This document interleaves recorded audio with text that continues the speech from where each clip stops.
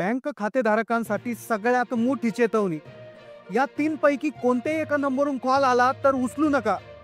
हा फोन जर तुम्ही उचलला तर तुमचं खातं एका झटक्यात रिकामं होईल. जीव गेला तरी चालेल, पण या तीन पैकी एका नंबरवरून आलेला कॉल उचलू नका. खात्यातले पैसे एका झटक्यात गायब होतील. होय, तुम्ही बरोबर ऐकलंय. एक साधा फोन कॉल जो जर तुम्ही उचलला तर पुढच्या काही क्षणात तुमच्या खात्यातले सगळे पैसे कट होतील. तीन असे धोकादायक नंबर की ज्याच्यावरून कॉल आल्यानंतर ते उचलले गेले आणि ज्याच्यामध्ये लाखो लोकांचे करोडो रुपये काही तासाच्या आत गायब झाले आहेत. त्यामुळे सरकारने या तीन नंबरची यादी जाहीर केली. त्यामुळे जर तुमचं बँकेत खातं असेल आणि खात्यात थोडेफार पैसे असतील तर सावध होऊन जा. या तीन नंबर पाहिल्याशिवाय व्हिडिओ बंद करू नका. एक वेळ जीव गेला तरी चालेल, पण हे तीन नंबर पैकी आलेला कॉल उचलू नका. सरकारने दिली अर्जंट सूचना. लाखो लोकांचे करोडो रुपये गेले. पुढचा नंबर तुमचाच असू शकतो. मग कोणते आहेत ते तीन नंबर की ज्याच्यावरून आलेला फोन उचलल्यामुळे खात्यातले सगळे पैसे गायब होत आहेत?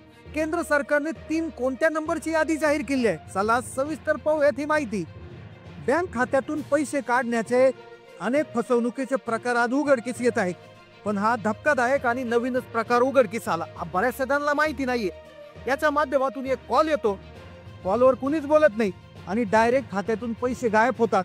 फोन उचलण्याची चूक जरी केली तरी देखील तुमचे पैसे गायब होऊ शकतात. त्यामुळे सरकारने तीन नंबर विशेष करून जारी करण्यात आले. याच्यावरून आलेला जर फोन उचलला तर खात्यातले पैसे सगळे गायब होतील आणि कोणीच काही करू शकत नाही. ते कोणाला सापडत देखील नाही. म्हणूनच केंद्र सरकारने तीन नंबरची यादी जाहीर केली.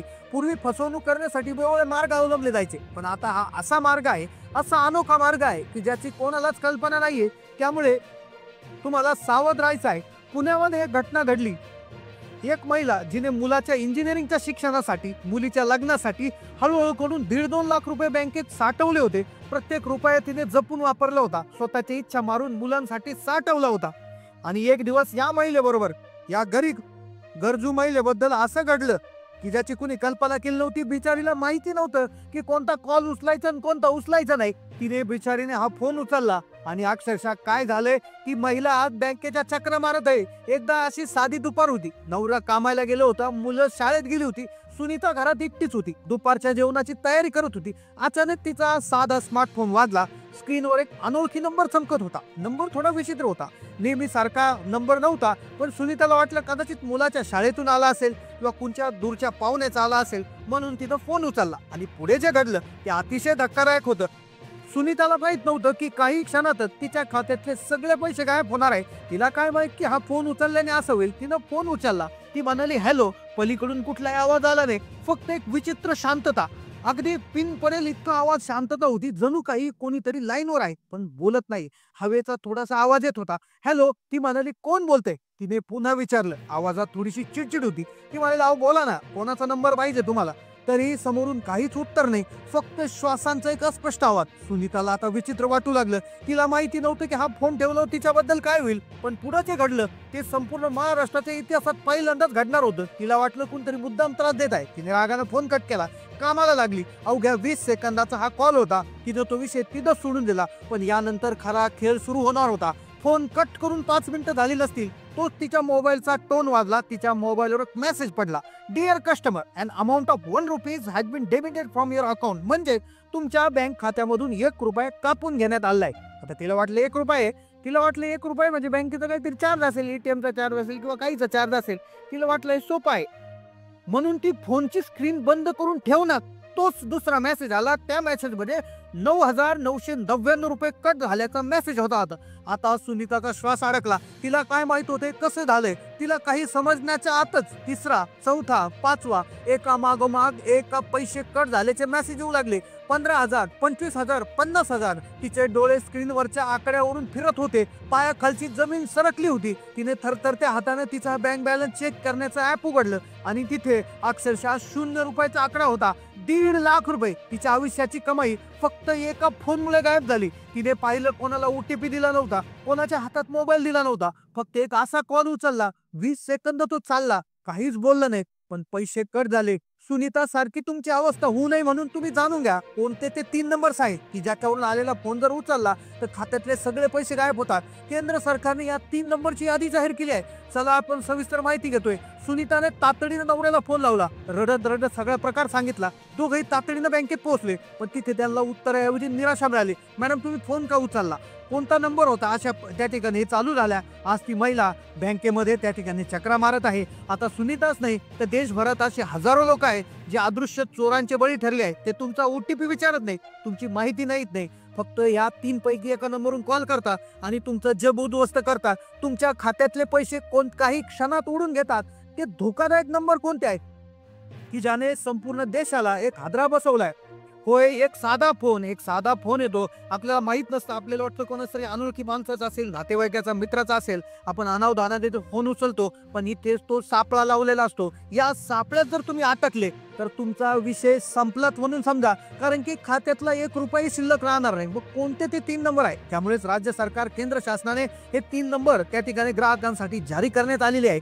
ज्यामुळे तुम्हाला ह्या नंबरचा जर आला तर तुम्ही अजिबात हा कॉल उचलू नका. एक वेळ काम सोडा, जीव गेला तरी चालेल, पण त्या ठिकाणी तुम्ही हा कॉल उचलू नका. केंद्र सरकारने तसेच सायबर सुरक्षा एजन्सीने स्पष्ट इशारा दिलेला आहे. मग हा जर नंबर उचलला तर मग कोणीच गॅरंटी देऊ शकत नाही, कारण हे ठग जे आहे ते Pakistan, Bangladesh, America, England, Europe इकडं म्हणजे कुठेही त्या ठिकाणी बसलेले असतात आणि तिथून ते ठगीचा प्रयत्न करतात. तर काही जे अपराधी आहेत किंवा काही जे अशा प्रकारचे गुन्हेगार आहेत ते भारतात बसून बाहेरच्या सर्व्हर वापरून त्या ठिकाणी कॉल करत असतात. मग अशा प्रकारचे नंबर ओळखण्यासाठी, म्हणजे कोणते योग्य नंबर आहे, कोणते अयोग्य आहेत आणि कोणते नंबर हे चोरांचे आहेत, हे ओळखण्यासाठी काही लक्षणं, काही महत्त्वाच्या सूचना देण्यात आलेल्या आहे. पहा, जर तुमचं खातं सुरक्षित ठेवायचं असेल तर या नंबरांची माहिती तुम्हाला असणं गरजेचं आहे. नाहीतर अनावधानाने फोन उचलाल आणि कुठलंही तुम्हाला काहीच राहू शकत नाही, सगळे पैसे गायब होऊ शकतात. मग बँकेत चक्रा माराव्या लागतील, मग त्यानंतर पोलिसांना तपास करायला भरपूर वेळ लागत असतो. राज्य सरकार तसेच केंद्र सरकारने जर अशी फसवणूक तुमच्याबद्दल झाली तर 3 नंबर तर सांगितले आहे, ज्याची माहिती पुढे देणारच आहे, पण काय करायचं आहे तेही त्या ठिकाणी पुढे सांगण्यात आलं आहे. आता लक्षात घ्या, भारताचा कंट्री कोड आहे +91. आता पहा, पहिला नंबर प्रकार कसा असतो? भारताचा कंट्री कोड म्हणजे भारताचा देशाचा एक कोड आहे +91, अधिकचं चिन्ह आणि 91.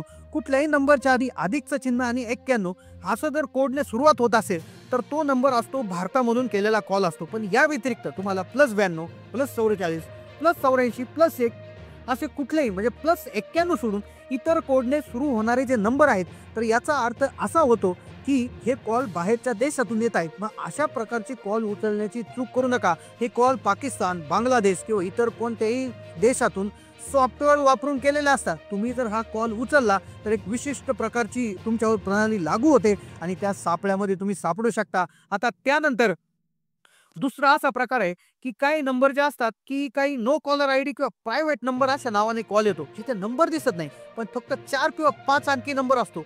हे कॉल्स VoIP द्वारे केले जातात, ज्यामुळे त्यांना ट्रेस करणं खूप अवघड असतं. 10 अंकी नंबर आणि भारताचा कोड असेल तर तुम्ही तो कॉल उचलण्याचा प्रयत्न करा, अन्यथा त्याच्या व्यतिरिक्त दुसरे कोड आणि 4 अंकी नंबर जर आले तर अजिबात उचलू नका.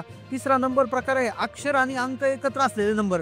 काय अत्याधुनिक घोटाळ्यामध्ये कॉल ID चक्क नाव आणि नंबर एकत्र दिसतात, जसं काय बँक 14587 किंवा KYC अपडेट. आपल्याला वाटतं हा बँकेचा अधिकृत कॉल आहे, पण तो नसतो. हे फक्त फसवण्यासाठी तुम्हाला एक सापळा असतो. मग कोणते ते 3 नंबर आहेत याविषयी तुम्हाला आता माहिती दिली आहे. आता पहा, तुम्हाला या नंबरपासून सावध राहायचं आहे. +91 आणि पुढे 10 अंकी नंबर असणारेच नंबर तुम्हाला उचलायचे आहे. शक्यतो अननोन नंबर उचलणं टाळा. तुमचं त्या ठिकाणी Truecaller सारखं ॲप आहे ते इन्स्टॉल करून घ्या. त्याच्यामधनं तुम्हाला त्या ठिकाणी ती माहिती मिळू शकते की नंबर कोणाचा आहे, स्पॅम आहे की काय आहे.